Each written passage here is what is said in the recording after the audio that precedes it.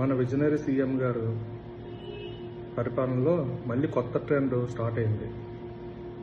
చెల్లమ్మకి గల్లీలో జరగాలి పెళ్ళి మళ్ళీ అన్నట్లుగా ఉంది అమరావతి స్టోరీ. గతంలోనే నరేంద్ర మోడీ గారు నీళ్లు మట్టి తీసుకుని వచ్చి ప్రారంభోత్సవం చేసేసినటువంటి అమరావతి పనుల్ని మళ్ళీ చంద్రబాబు నాయుడు గారు పునఃప్రారంభం అనే ఒక కొత్త స్కీమ్తోని స్టార్ట్ చేశారు. ఇదంతా దేనికోసం అంటే ఇప్పటికే రాజధాని అభివృద్ధి పనులంటూ ఎస్ఎఫ్టీ కాస్టు 9,000 రూపాయలతోని పనులు మొదలు పెట్టామని చెప్పారు.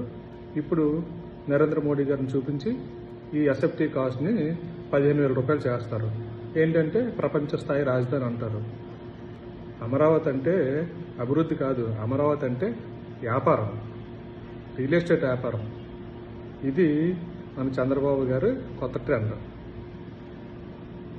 ఏం చేస్తాం?